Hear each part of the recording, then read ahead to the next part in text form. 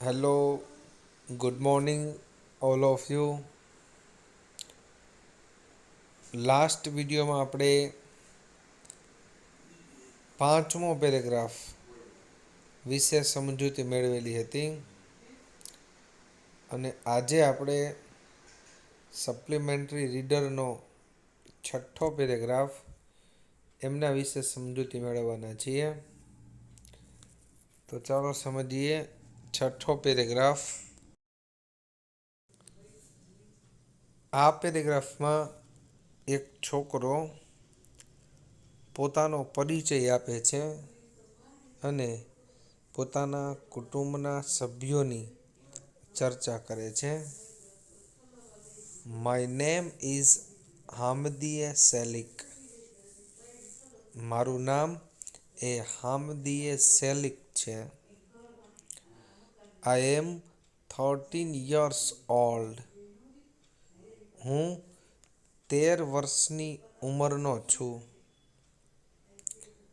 I live in the town of Darjiset in the southern part of Turkey. I live એટલે હું રહું છું. In the town એટલે શહેરમાં. Of Darjiset દાર્જીસેટના શહેરમાં રહું છું. In the southern part southern એટલે દક્ષિણ. પાર્ટ એટલે ભાગ. ઓફ તુર્કી એટલે તુર્કીના. હું તુર્કીના દક્ષિણ ભાગના દાર્જીસેટના શહેરમાં રહું છું. I have black hair. મારી પાસે કાળા વાળ છે એટલે કે મારા વાળ કાળા છે. એન ડાર્ક સ્કિન અને ડાર્ક એટલે કાળી, સ્કિન એટલે ચામડી. મારા વાળ કાળા છે અને સેજ કાળી ચામડી છે. I am very thoughtful. Thoughtful એટલે વિચારશીલ, કે હું ખૂબ જ વિચારશીલ છું. એન્ડ ઓનેસ્ટ અને પ્રામાણિક છું. આઈ રિસ્પેક્ટ માય એલ્ડર્સ. રિસ્પેક્ટ એટલે કે આદર કરવો. એલ્ડર એટલે વડીલોનો. હું મારા વડીલોનો આદર કરું છું. And love youngsters. યંગસ્ટર્સ એટલે યુવાનો. હું વડીલોનો આદર કરું છું અને યુવાનોને પ્રેમ કરું છું. આઈ લાઈક મને ગમે છે. રીડિંગ પોએટ્રી કવિતાઓ વાંચવાનું. મને કવિતાઓ વાંચવાનો શોખ છે. એન્ડ પ્લેઇંગ વોલીબોલ અને વોલીબોલ રમવાનો શોખ છે. During the week. ડ્યુરિંગ એટલે દરમિયાન. અઠવાડિયા દરમિયાન. I go to school. હું શાળાએ જાઉં છું. ઇન ધ મોર્નિંગ્સ એટલે સવારમાં. આખા અઠવાડિયા દરમિયાન હું સવારે શાળાએ જાઉં છું. When I return home at noon અને જ્યારે આઈ રિટર્ન એટલે હું પાછો ફરું છું. હોમ એટલે ઘરે. એટ નૂન એટલે બપોરે. અને જ્યારે હું બપોરે ઘરે પાછો ફરું છું ત્યારે આઈ હેલ્પ માય ફેમિલી. હું મારા કુટુંબના સભ્યોને મદદ કરું છું. With હાઉસવર્ક first. હાઉસવર્ક એટલે ઘરેલું કામ. પહેલાં તો હું ઘરે આવી અને મારા ઘરેલું કામ છે એમાં હું મદદરૂપ થાઉં છું. એવું જરૂરી નથી કે અભ્યાસ કરનારા વિદ્યાર્થીઓ છે ને માત્ર ભણવાનું જ કામ કરવાનું હોય. ઘરની બાકીની જવાબદારીઓ છે એ પણ સંભાળવાની થતી હોય. તો હામિદીએ સેલિક જ્યારે બપોરે ઘરે આવે છે ત્યારે સીધું હોમવર્ક કરવાના બદલે પહેલાં એ ઘરેલું કામ છે એમાં મદદરૂપ થાય છે. Than I take lunch. Lunch એટલે બપોરનું ભોજન. ત્યાર પછી હું બપોરનું ભોજન લઉં છું. I live with my 2 sisters. હું મારી 2 બહેનો સાથે રહું છું. And my mother. અને મારી મા સાથે રહું છું. એટલે કુટુંબની અંદર હામિદીએ સેલિકની 2 બેન અને એની મા એટલે 3 વ્યક્તિ અને હામિદીએ સેલિક ખુદ પોતે એટલે માત્ર 4 જ વ્યક્તિઓ છે એમના કુટુંબમાં રહે છે. We all help one another. One another એટલે એકબીજાને. અમે બધા એકબીજાને મદદ કરીએ છીએ. જુઓ, વન અનધર એનો અર્થ પણ એકબીજાને થાય અને ઈચ અધર એનો અર્થ પણ એકબીજાને થાય છે. પરંતુ જ્યારે માત્ર 2 જ વ્યક્તિઓની વચ્ચે અથવા પરસ્પર એવો અર્થ હોય ત્યારે ઈચ અધર વપરાય. દાખલા તરીકે 2 વ્યક્તિના નામ લખેલા હોય કે હામિદીએ સેલિક એન્ડ હિઝ સિસ્ટર અને તેની બેન હેલ્પ્સ ઈચ અધર એકબીજાને મદદ કરે છે. તો એ માત્ર હામિદીએ સેલિક અને એની બેન 2 જ વ્યક્તિઓની વાત થઈ. પરંતુ અહીંયા તો એ આખા કુટુંબના સભ્યોની વાત કરે છે. કારણ કે કુટુંબના સભ્યો કેટલા છે? 4 વ્યક્તિઓ છે. હામિદીએની 2 બહેનો, હામિદી અને એની મમ્મી. આ 4 વ્યક્તિઓ એકબીજાને મદદ કરે છે. એટલે 1 થી વધારે વ્યક્તિઓની વચ્ચે અથવા પરસ્પર એવો અર્થ થયો છે. એટલે ઈચ અધરના બદલે વન અનધર વપરાયું છે. અમે એકબીજાને મદદ કરીએ છીએ. After the house hold work. House hold એટલે ઘરેલું. ઘરનું કામ કર્યા પછી આઈ ડુ માય હોમવર્ક. હું મારું હોમવર્ક કરું છું. પછી રીડ એન્ડ પ્લે. પછી વાંચું છું એન્ડ પ્લે અને પછી રમું છું. My father died years ago. Ago એટલે અગાઉ અથવા તો પહેલાં. ડાઈડ એટલે કે મૃત્યુ પામ્યા હતા. મારા પિતાજી વર્ષો પહેલાં મૃત્યુ પામ્યા હતા. સો તેથી we live on a very limited income. Limited એટલે મર્યાદિત અને ઇન્કમ એટલે આવક. તેથી અમે મર્યાદિત આવકમાં જીવીએ છીએ. But I have no complaints. Complain એટલે કે ફરિયાદ. એનું બહુવચન કમ્પ્લેન્ટ્સ, ફરિયાદ. પણ તેમ છતાં અમને કોઈ ફરિયાદ નથી કે અમારી આવક મર્યાદિત છે અને અમને જીવન જીવવામાં તકલીફ પડે છે, એવું કંઈ નથી. કારણ કે જેટલી આવક હોય એ પ્રમાણનું માણસનું જીવન ધોરણ હોય. આમ તો ક્યારેય કોઈને સંતોષ થવાનો જ નથી. કારણ કે જેમ જેમ માણસની ઇન્કમ વધતી જશે એમ એમ એની શોખની વસ્તુઓ વધતી જશે. 5,000 પગાર હોય ત્યારે એ ચાલીને જતો હોય. 10,000 થાય તો સાયકલ લે, બાઇક લે, વધુ સારું બાઇક લે, કાર લે, વધુ કિંમતી કાર લે. એમ જેમ જેમ પગારમાં વધારો થાય કે આવકમાં વધારો થાય એમ એમ જીવન ધોરણ પણ ઊંચું જતું જાય છે. પરંતુ હામિદીએ સેલિકની કુટુંબની મર્યાદિત આવક છે. તેમ છતાં એને ક્યારેય કોઈ ફરિયાદ નથી હોતી. My mother is a hard working. મારી મા એ સખત મહેનત કરનારી છે. હેલ્પફુલ અન્યને મદદરૂપ થાય એવી છે. N honest woman. ઓનેસ્ટ એટલે કે પ્રામાણિક. કે મારી મા સખત મહેનત કરવાવાળી છે અન્યને મદદરૂપ થાય એવા પ્રકારની છે અને પ્રામાણિક સ્ત્રી છે. તો અહીંયા હામિદીએ સેલિકની માનું વર્ણન કર્યું છે કે એ કેવી છે. તો કદાચ એક વાક્યનો પ્રશ્ન પૂછાઈ પણ શકે કે હામિદીએ સેલિકની માનું વર્ણન કરો કે એની માં કેવી છે. સખત મહેનત કરનારી, અન્યને મદદરૂપ થનારી અને પ્રામાણિક સ્ત્રી છે. She is my role model. Role model એટલે કે આદર્શ છે. તેણી મારી આદર્શ છે. આદર્શ મતલબ એમાંથી જોઈ અને આપણે એમના જેવા બનવા માંગતા હોય એવા. તો કે તેણી મારી રોલ મોડલ છે. I am very happy.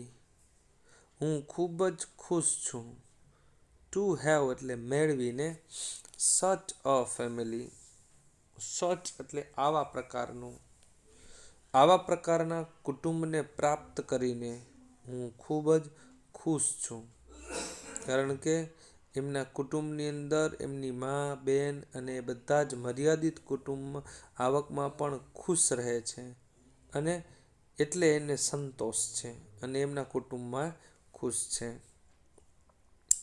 હવે આ પેરેગ્રાફ પરથી એક વાક્યના પ્રશ્નોની સમજૂતી મેળવીએ. પહેલો પ્રશ્ન છે, to which country does Hamidiye belong? બિલોંગનો અર્થ થાય છે ને લગતું હોવું અથવા તો માંથી હોવું. તો હામિદીએ સેલિક કયા દેશમાંથી છે? તો શરૂઆતની અંદર જ આપેલું છે કે હામિદીએ કહે છે કે હું તુર્કીના દક્ષિણ ભાગના તાર્જીશેટના એક ગામમાં રહું છું. તો કયો દેશ થયો? તુર્કી. તો આખા વાક્યની અંદર જવાબ આપીએ તો હામિદીએ ત્રીજો પુરુષ એક વચન છે એટલે બિલોંગનું થશે બિલોંગ્સ. હામિદીએ બિલોંગ્સ ટુ તુર્કી. માત્ર એટલું જ લખવાનું છે કે હામિદીએ બિલોંગ્સ ટુ તુર્કી એટલે હામિદીએ તુર્કીમાંથી આવે છે. બીજો પ્રશ્ન, વોટ ડઝ સી લાઇક? તેણીને શું ગમે છે? એટલે હામિદીએને શું ગમે છે? એટલે એના શોખ કયા કયા છે? તો પેરેગ્રાફની અંદર હામિદીએ કહે જ છે કે મને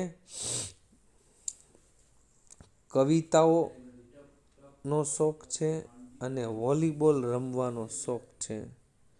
તો પેરેગ્રાફની અંદર એને ડાયરેક્ટ સ્પીચની અંદર કહ્યું છે કે મને આ વસ્તુઓનો શોખ છે. કીધું છે I like reading poetry.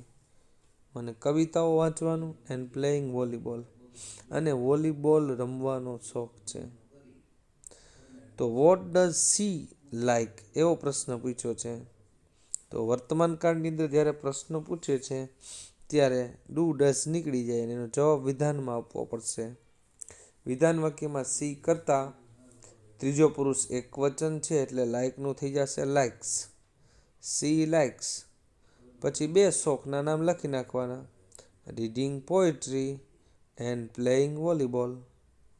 C likes reading poetry and playing volleyball. અથવા તો જો ઇન્ફિનિટીનો ઉપયોગ કરીને લખવું હોય તો એમ પણ લખી શકાય, she like to play cricket and to read poetry. કારણ કે અહીંયા લાઇક પહેલું ક્રિયાપદ થાય અને બીજું ક્રિયાપદ કે ત્રીજું ક્રિયાપદ હોય એમના માટે ઇન્ફિનિટિવ વાપરીને પણ જવાબ લખી શકાય છે. તો એનો મતલબ એવો નથી કે નવનીતની અંદર કે ગ્રામરની બુકમાં જેવું આપેલું છે એવું ને એવું બેઠે બેઠું લખી શકાય. આપણી રીતે વિચારીને ગ્રામેટિકલી તમને જે વાક્ય રચના સરળ લાગતી હોય એવી રીતે પણ લખી શકાય, પરંતુ ગ્રામરના નિયમ પ્રમાણે સાચું હોવું જોઈએ. તમે ગમે તેમ ગપ્પા મારો એમ નહીં, પરંતુ ગ્રામેટિકલી એ સાચું હોવું જોઈએ. ત્રીજો પ્રશ્ન, what does she do? In the afternoon.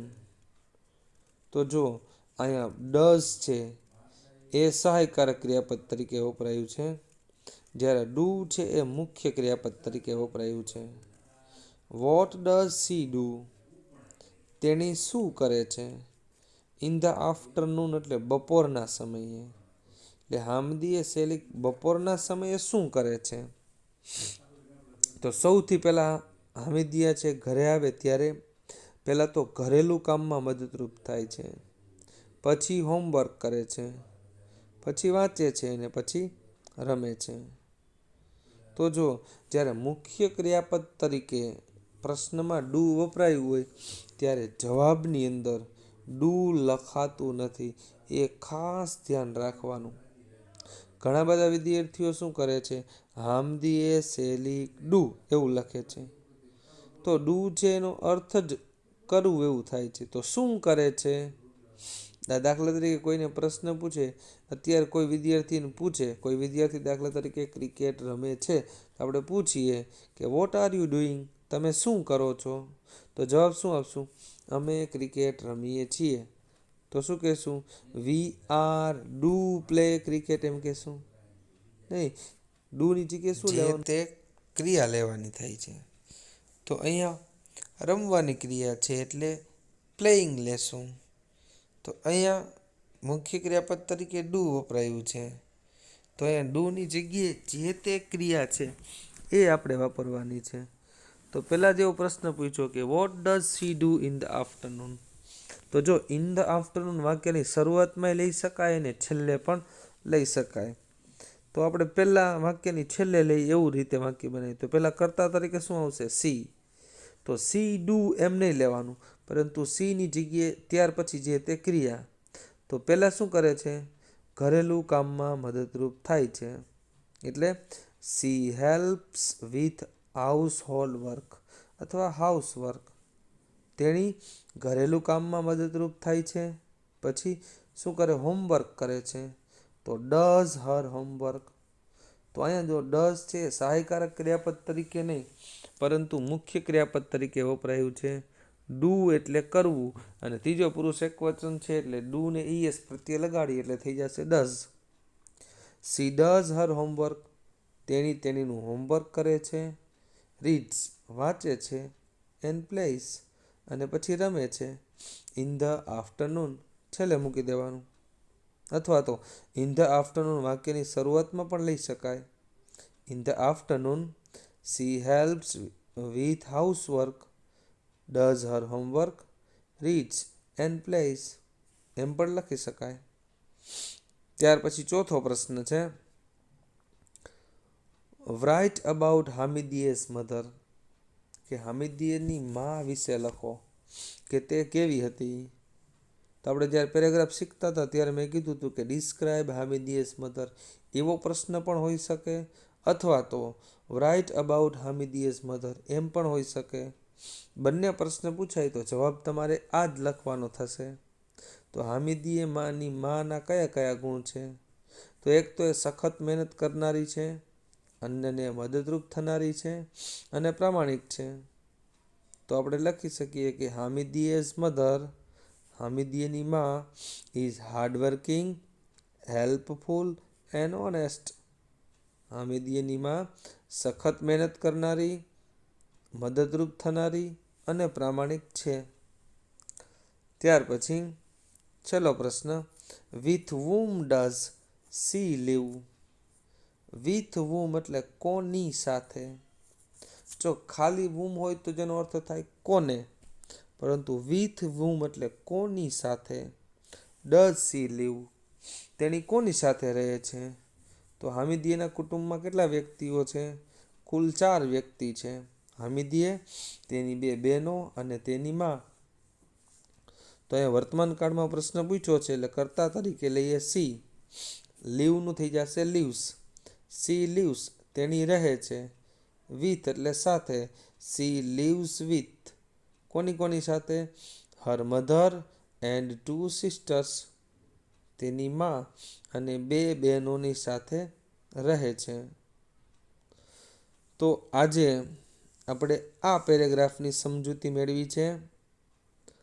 હજુ પણ તમે જેટલા ખરેખર ગંભીર હોવા જોઈએ એટલા ગંભીર થતા નથી.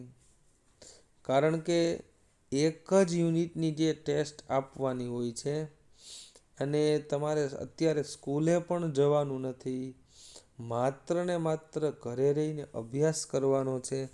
તેમ છતાં જો હજુ પણ આ વખતે અમુક પેપરો જોયા છે એમના ઉપરથી એવું લાગતું નથી કે કોઈ પણ વિદ્યાર્થીને 24થી ઉપર માર્ક આવે. 24 તો ઠીક, પણ 22થી ઉપર માર્ક આવે એવું પણ લાગતું નથી. કેટલા વિદ્યાર્થીએ તો કંઈ લખેલું જ નથી. મતલબ કે તમે લોકો કંઈ મહેનત કરતા જ નથી. તો હજુ પણ આજે કંઈ શીખવાડું છું એમાં વધુ ધ્યાન આપજો, નહીંતર આવનારી ટેસ્ટમાં પણ આવું જ થશે. આજે તમારે હોમવર્કની અંદર દરરોજની જેમ આજે પેરેગ્રાફ છે એને એક વખત લખવાનો અને એમની નીચે જે એક વાક્યના પ્રશ્નો છે એને 5 વખત લખી અને પાકા કરવાના છે. શક્ય બને તો 1-2 વાર જોઈને લખો અને ત્યાર પછી 3, 4 ને 5 વખત લખો ત્યારે મોઢે જ લખવાના છે, તેથી બરોબર પાક્કા થઈ જાય. બરોબર છે? તો ચાલો અહીંયા સુધી રાખીએ છીએ. આવતીકાલે પાછા 7મા પેરેગ્રાફ વિશે સમજૂતી મેળવીશું. Okay, bye bye.